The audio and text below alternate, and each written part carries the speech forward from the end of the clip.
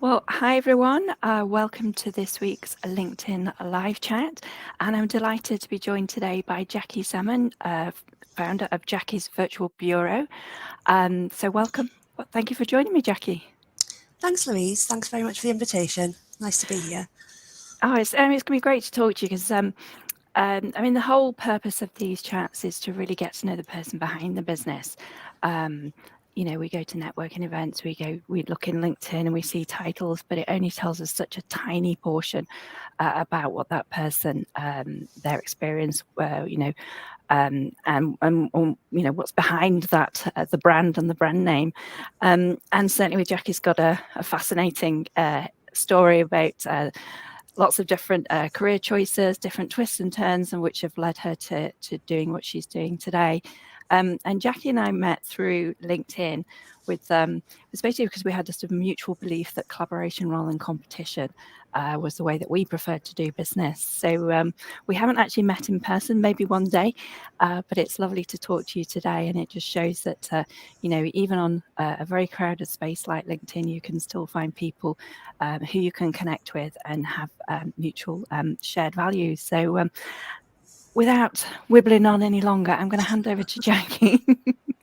And it'd just be lovely to hear about kind of your career progression and what have been the various twists and turns along the route. So I'm going to hand over to you. I don't know where to begin. I've been running my business, Jackie's Virtual Bureau, since 2018. And I came to that via my sister-in-law, who'd been an online digital marketing VA for quite a few years, really, since the start of the whole online nomadic lifestyle thing.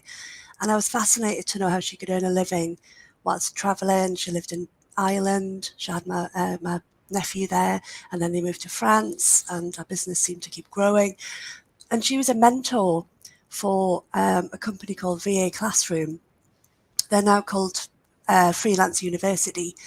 And so I signed up with them to sort of consolidate my industry and corporate training with some more up-to-date skills. And so that's how I got started with the virtual assistant business. And I'll just talk about the business first before I talk about the sort of background. So what I'm doing now is very different to what I did 4 years ago. And I think a lot of people who work on their own would empathize with that. You start off and then your whole business model can change, your services can change, your client base can change as you grow and learn. Yeah. And after you've made loads of mistakes, it's quite often when you find out what you don't want to do, you then tweak your business, don't you? So I started out offering everything to anyone who wanted any support. Digital marketing mainly and website stuff. And I found that during the pandemic, loads of people came out of the woodwork asking for my support.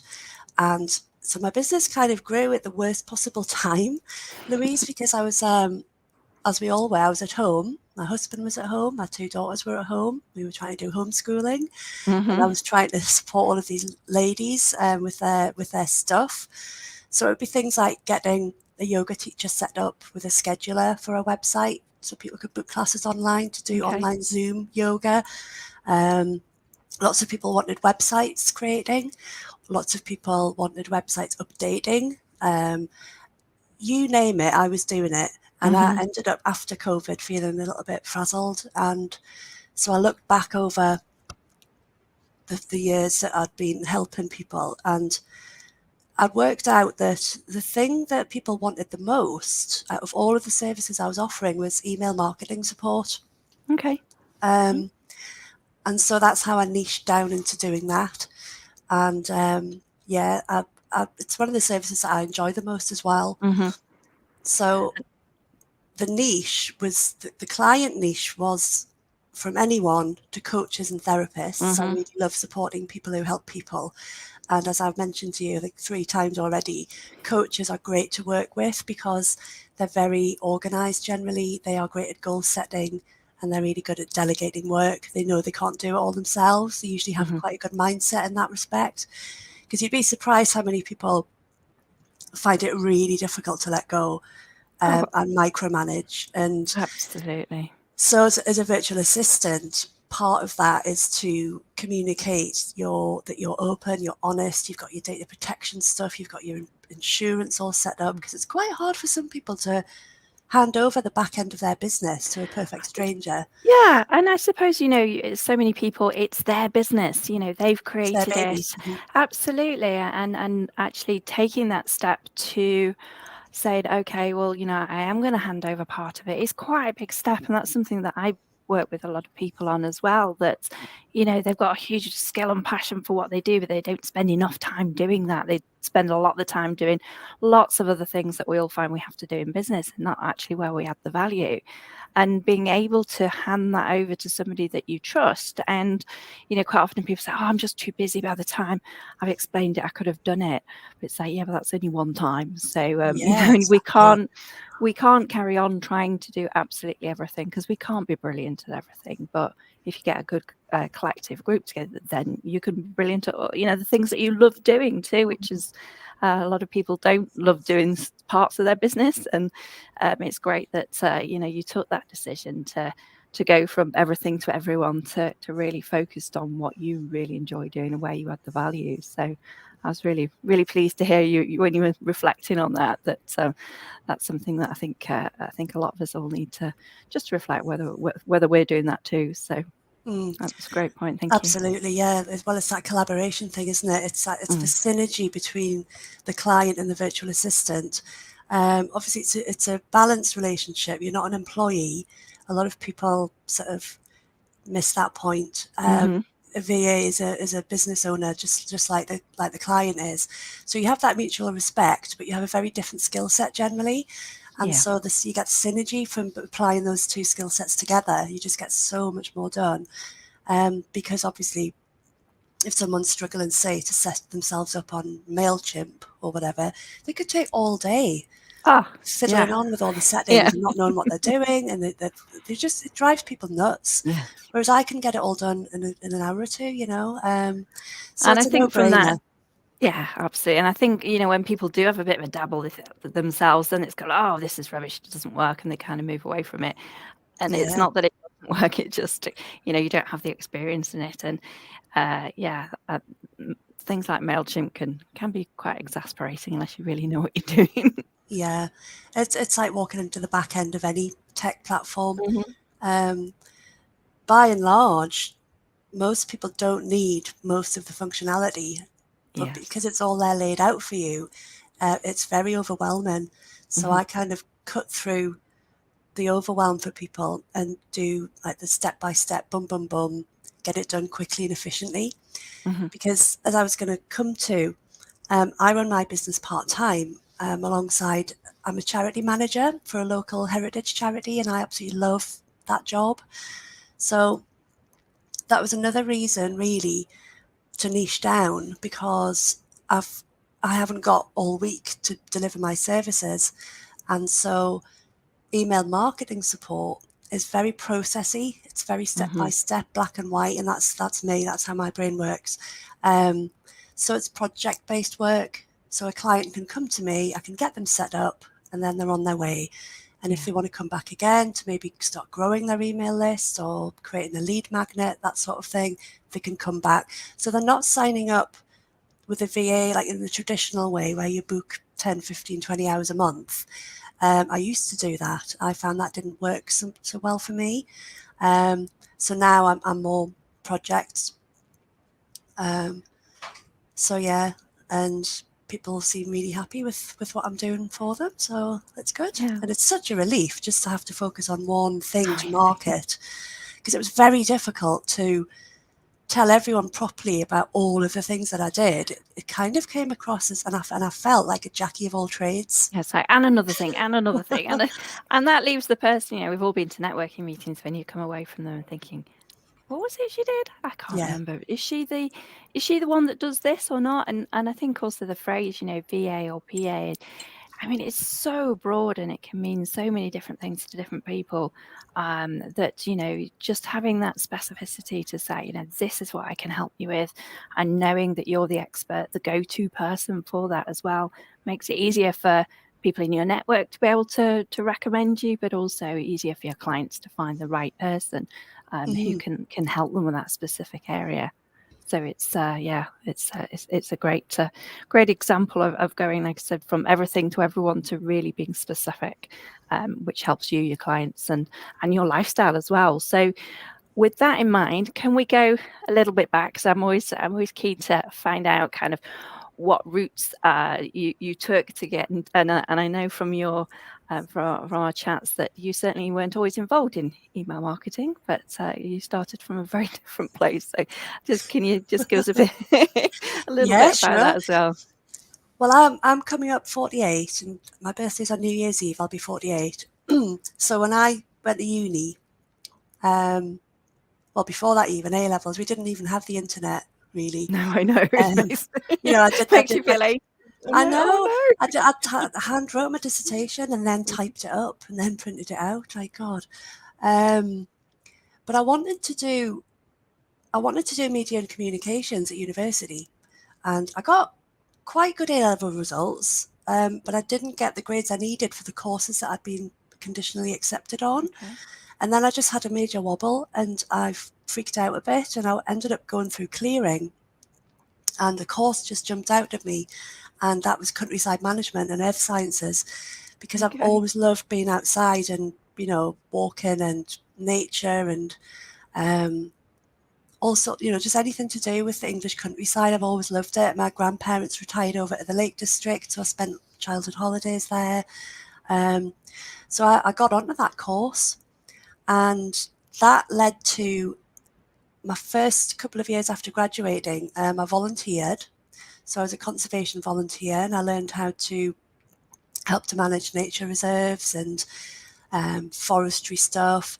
Did a lot of rights of way work, so repairing stiles and fences and gates and footpaths. And because back then the government had they ploughed in a lot of money to reopen the rights of way network, and Right. so local parish councils had been given a lot of money to blitz their parish footpath network. So Uh-huh. I ended up working for the council to coordinate that work, and that just led to a career in countryside management, countryside access, and I loved it. The early years, certainly when I was out and about, did a lot of walking, meeting loads of amazing people. So this was over in Cumbria. I lived in the Lake District, and I met some really weird farmers out in the middle of nowhere, up on the fells. Some real characters with their trousers held up with bale of twine, and one old lady managing this huge farm on her own. She was tiny, and she had an Irish wolfhound and a deerhound. And as the first time I met her, she was walking them up the lane. And I'm not kidding, these dogs were nearly as big as she was.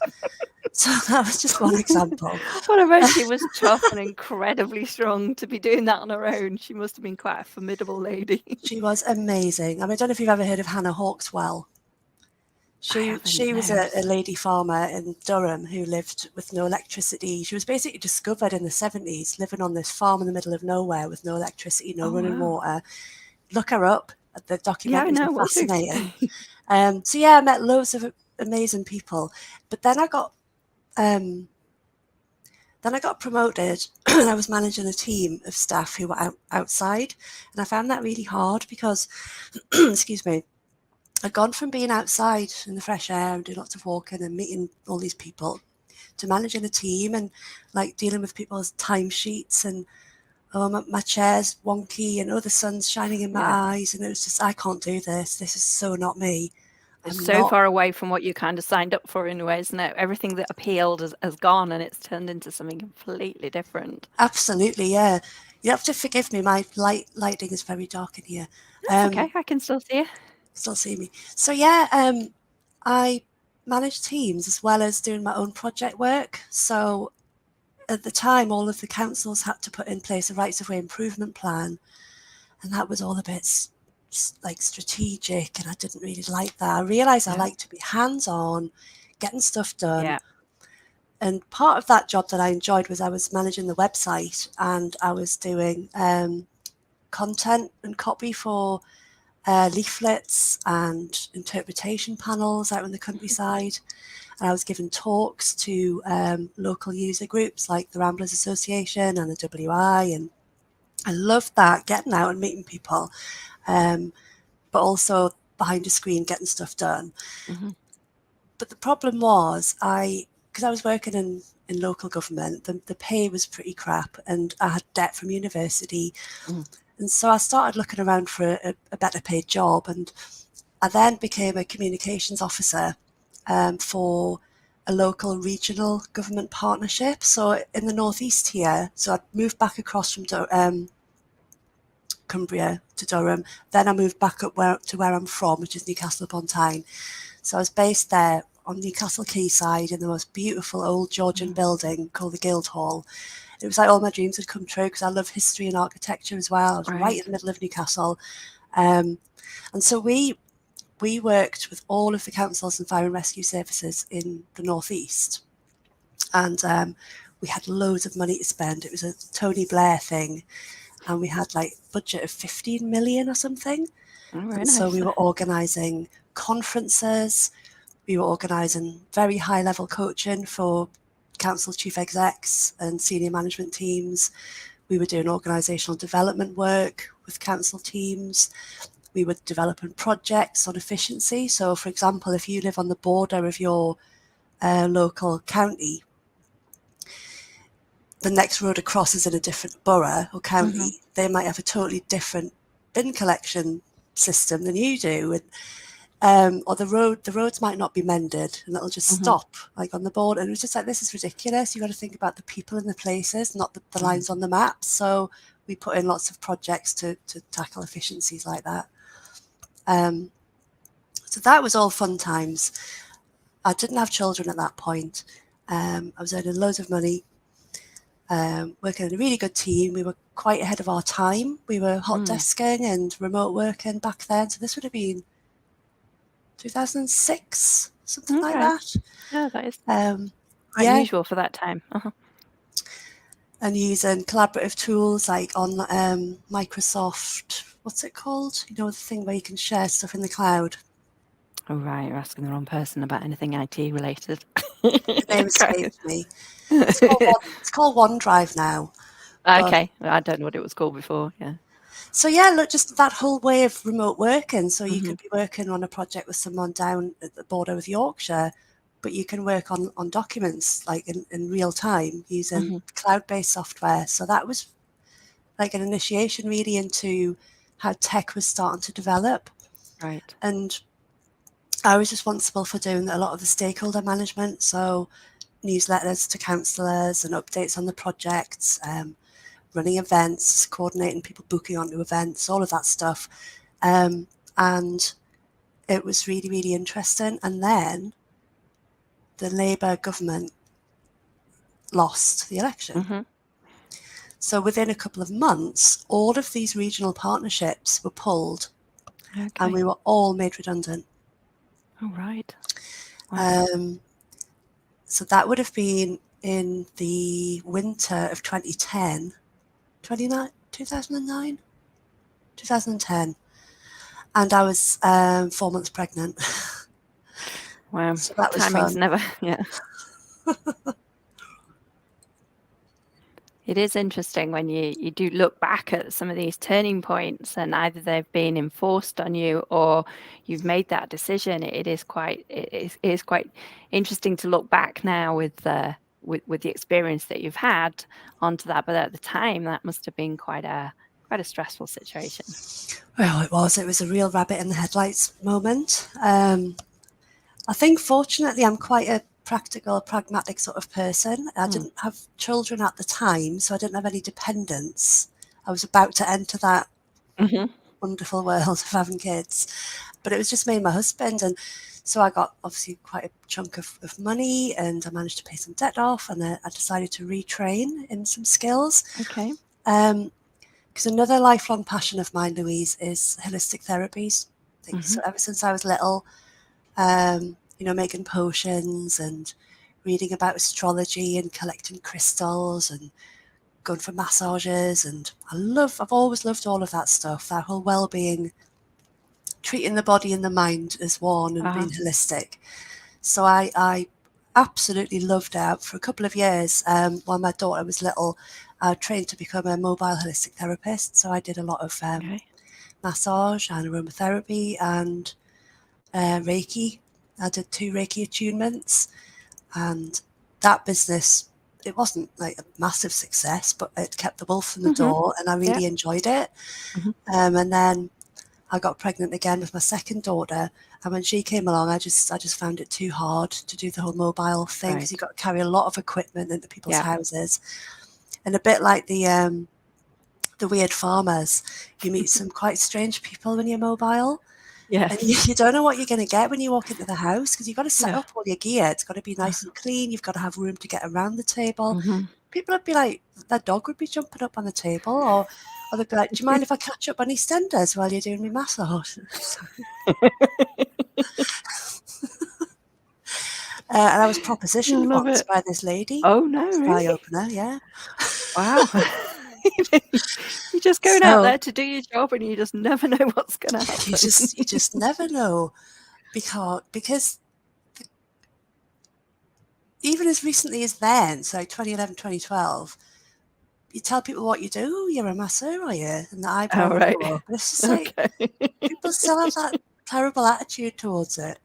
So I was quite relieved to get out of the whole game, to be honest. Like it. Yeah. You had a lucky escape there on several levels. Yeah. But I mean, it was a taster of running my own business, which I loved that side of it, that putting the business together behind the scenes and creating a website, and the marketing bit I found quite hard. I still do. I think we all do, but we know we've got to do it. And so, I then wanted, with 2 small children, I wanted a very easy life. So I got a job in the executive support team at the local branch of Age UK. So I was doing admin, looking after the trustees and the senior management team, taking minutes of meetings, basically a PA. But I did a bit of other stuff, like supporting for the training centre, because we had over 100, I think, care staff who were out in the community, and they every 6 months they needed, or however long it was, needed to refresh their first aid and their health and safety training, and there was a lot of admin behind that. So I helped to get that a bit more streamlined. And then my current job came along out of the blue with the charity. So that was me kind of thinking, well, I love admin, because I genuinely have a passion for admin and getting everything streamlined and efficient and organised. But it's not that I didn't like older people. It didn't really get me going. So when I saw this other job as a charity manager in a heritage charity, that really was, everything kind of came together. And that's what I'm still doing now. So we basically look after the heritage and culture built environment of Northumberland and Newcastle upon Tyne. So we've got a really big patch to cover, and I love it. The charity's been going for nearly 100 years, so I feel quite privileged. I'm like one of a long line of, used to be called secretary. Well, I got that job title changed quick enough. Absolutely. But I'm way more than a secretary. Is there any chance we could change it to manager? And they said, yeah, of course. So that was really good as well. Just being empowered to ask for those things, which you wouldn't have done. If I wouldn't have done that, if I'd stayed working for the local council, I would just be in an ant in a machine, a little silo. So I have the sort of the autonomy. I work for myself in the charity, supported by a great team of trustees and volunteers. And then in my business, which I set up in 2018, that also gives me the autonomy to work alone. I work best alone as part of a team, but I wouldn't necessarily like to go back to sitting in a big open plan office. And it is really interesting when you look back on the various jobs that you've taken. I mean, when you were applying to uni, and that obviously didn't happen as you thought it would. At that point, you were probably, like you said, you got into a bit of a state. You were probably devastated, and yet when you looked at the clearing and you saw something completely different that you probably wouldn't have thought of at maybe at a school, which just resonated. And it's interesting to see how, particularly at turning points or points of a little bit of stress, that something you were just attracted to something that then takes you off in a different direction. And the one common theme with all these chats that I've had, which have been totally varied, all sorts of different people, backgrounds, sectors, is that people have been open to opportunities, and it might not have been what they thought at the time. So we can all have these amazing plans, but very rarely do they all work just all seamlessly. In fact, they never really do. So having that mindset of just looking at different opportunities and being willing to take a different direction is the common theme that I've seen with all the discussions. And then also little bits that reoccur through your life and the things that you enjoy doing, and whether it's the outdoors, whether it's the heritage, whether it's the, just getting hands-on and getting stuff done. When you look back, you can see all those sort of themes building through time and then culminating in what you're doing now. So I think that's a really interesting kind of story of lots of different directions, but picking out the bits that really make you you, and now you've got the opportunity now to bring them all together and offer those services to others. So I think that's fantastic. It is, isn't it? It's so interesting looking back, because I remember my dad saying to me, well, he was such a traditionalist, bless him. He's no longer with us, but he's like, you get engaged, you get married, you buy a house, you do things in a certain order, you get a job for life. Yeah. That just wasn't my path. I thought it should have been for many years, and I felt a bit bad, as if I was flaky because I was so changeable with my career path. But that's who I am, and when you get to my age, you can do what the hell you like, basically. Yeah. It's my life and my decisions, and and I think that sort of straight path from uni to job for life to marriage to kids to whatever it might be, that has changed so much. But even the sort of expectations of when I decided to leave my job back in 2008, people are like, but why would you want to do that? You get really well paid, you've got a nice car, you've got a nice house, what about your pension? And I'm like, well, that's quite a way off in the future. I cannot be that person sat at my desk thinking, what if I'd done something different? And, if you have that desire to do something different, it is so important to explore it, because what I also didn't want to be was that person who then got grumpier and grumpier, sat at my desk, still do my job, but kind of resenting what I was doing. And I knew it was time to go and explore. And if you are that type of person who wants something different, then, you should be supported, to everything we can to do that, or at least explore it. Not everyone wants to, and that's great. It's good that we've got lots of variety. Yeah, but if you do, then my husband couldn't do what I do. He's very happy in his steady job. Touch wood, job for life, well paid. But it also gives me the backup and the security to allow me to be a bit more risky with what I'm doing. So it's great. But yeah, my dad hated his job. Couldn't wait to get out. He was a lucky so-and-so, though, because he managed to get out at 50 with an amazing pension. Okay, good for him. Those days are long gone, aren't they, I think? Yeah. Whereas other people, they do stay in a job, and you just think, gosh, you can't just live for the weekend. You can't just live for retirement, because unfortunately for some people, it just doesn't pan out that way. They don't get that opportunity. So, it's all about, living the way that's right for you. And before we came on air, we were just talking about how everyone is so different, and I think it's that is so important that you do follow your own path rather than just going with the flow. Stay in your own lane. That's a saying that really resonates with me, and it reduces all of that comparisonitis thing that we all have to face when we're online. Because obviously I've got a physical office for my job, but my business is entirely online. And that's really helped me. Just to think, no, just don't worry about what anyone else is doing. Just do what you do. Create your rules for your business, your way. And so far, it's worked for me. Yeah, I couldn't agree more. And as we're just coming up to the last sort of 30 seconds that we've got left today, I think that's a great note to end on. I was going to ask you for a tip, but you just did it anyway. And I think that is so important, because with everything being shown bare on social media, you've got everybody else's lives there, and you can't compare yourself to other people. Like I said, that whole comparisonitis, because you are a unique person and you need to do what's right for you at this point in time. So great advice from that. So is any we're at half an hour now, so is there anything else you wanted to share, Jackie, just before we wrap up? Well, it's just so nice to chat. Feels like this is a treat in the day, just to take time out to meet other people. It's lovely.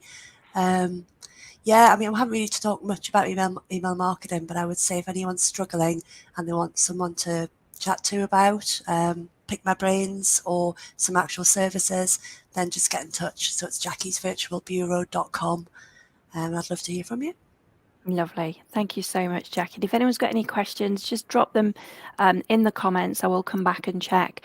So at any time, if you're listening on replay, just let us know your questions, and I can forward those on to Jackie. And as she said, if there's any questions you've got about email marketing, and you just want to find out a little bit more about it, then just get in touch with Jackie. Okay, well, that just leaves me to say thank you so much for joining me, Jackie. Hope everyone's had a great week. Have a wonderful weekend, and I will see you all again soon. Take care then. Bye for now. Bye.